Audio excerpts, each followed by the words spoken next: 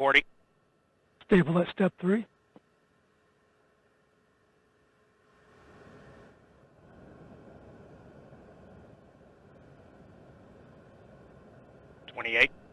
Verify ECS reduce for launch. Verified. Status check. Go Atlas. Go Centaur. Go KA-01.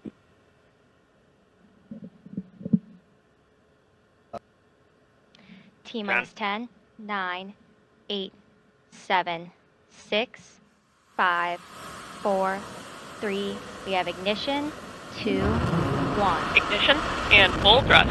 5 good SRBs. And liftoff of the United Launch Alliance Atlas V rocket, carrying satellites for Amazon's Project Kuiper internet constellation, marking the start of a new chapter in low Earth orbit satellite connectivity. View is now on closed loop control. Engaging first throttle segment. And we've completed our pitch program. Engine operating parameters continue to look good. And we've successfully completed our roll program. Hydraulics continue to operate nominally. Mach 1, Atlas V is now supersonic.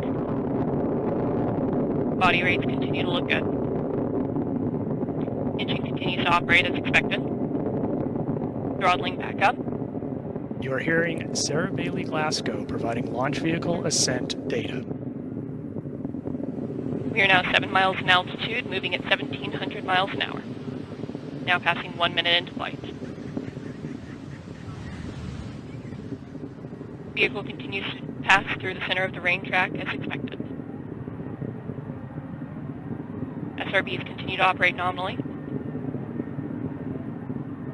Throttling down, engine continues to burn as expected. Body rates continue to look good. Vehicle is now 1/2 of its liftoff weight. Max Q passing through maximum dynamic pressure. Coming up on SRB burnout. And we have good indication of SRB burnout, 10 seconds from SRB jettison. Throttling back up.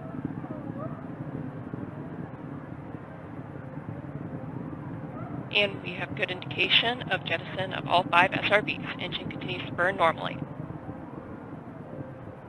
We are now 32 miles in altitude, moving at 4,000 miles an hour. We just heard confirmation of the solid rocket booster jettison. These additional motors augmented the thrust at liftoff to give Atlas rocket an extra boost to reach its circular low Earth orbit destination. These SRBs are called GEM 63s, which stand for graphite epoxy motor and are 63 inches in diameter. The most obvious difference you'll see between Atlas and Vulcan SRBs is the nose cone shape. Vulcan has a conical nose cone, whereas Atlas has a duckbill or ogive shape. We're coming up here on our next mission event, jettison of the payload fairing. Let's listen in to Sarah. Continues to move down the center of the range track and is moving at 5,300 miles an hour.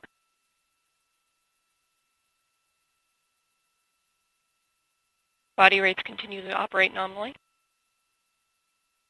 And we are now holding acceleration at 2.5 Gs in preparation for payload fairing jettison. And we have activated the Centaur reaction control system. And we have passed the Kármán line. We have exited Earth's atmosphere. Vehicle is now 1/4 of its liftoff weight. And we have good indication of payload fairing jettison. And good indication of CFLR deck jettison. Engine continues to operate as expected. Flight commentator Sarah Bailey Glasgow just called out confirmation of payload fairing jettison. The composite fairing protects the spacecraft as it pushes through the harshest parts of the atmosphere. Next, we'll hear callouts for cutoff of the Atlas first stage engine and separation of the booster stage, followed by ignition of ULA Centaur's second stage. These events occur when the first stage has escaped Earth's atmosphere, getting above the Kármán line and into space.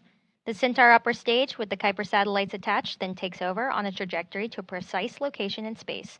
Let's just listen in as we approach these milestones. Body rates are smooth. Hydraulics continue to look good.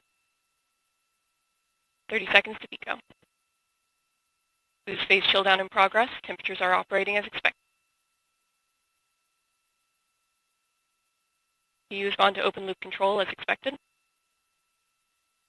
Engine continues to operate nominally.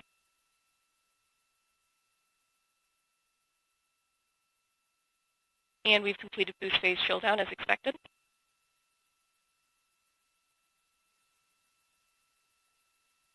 And we have good indication of booster engine cutoff. And we have good indication of Centaur separation. Restart on fuel and locks, good staging.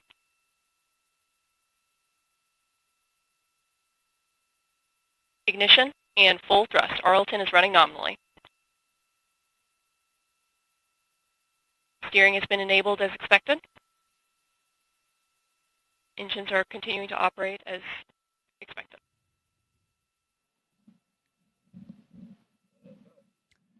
This is Atlas Mission Control at T+5 minutes. We just heard flight commentator Sarah Bailey Glasgow confirm the successful completion of today's early milestones in today's flight, and all systems continue to operate nominally. So what we saw today, we had a nice smooth countdown, beautiful weather, beautiful liftoff, and Atlas V is on its way to orbit to take those 27 Kuiper satellites, put them on their way, and really start this new era in internet connectivity. So Atlas is on its way to making history again, Britt. And that's what you love to see, Caleb. You love to see a nominal launch, not working any issues, and the weather window work perfectly and open up right for us at the beginning of our launch window. So as we wrap up today's live coverage, we wanted to say thank you to all of you who have tuned in on today's flight. And before we sign off, let's take one last look at today's liftoff. T-minus 10, 9, 8, 7, 6, 5, 4, 3. We have ignition, 2, 1. Ignition and full thrust. 5 good SRBs. And liftoff of the United Launch Alliance Atlas V rocket, carrying satellites for Amazon's Project Kuiper internet constellation, marking the start of a new chapter in low Earth orbit satellite connectivity. View is now on closed loop control. Engaging first throttle segment. And we've completed our pitch program. Engine operating parameters continue to look good. And we've successfully completed our roll program. Hydraulics continue to operate nominally. Mach 1, Atlas V is now supersonic. Body rates continue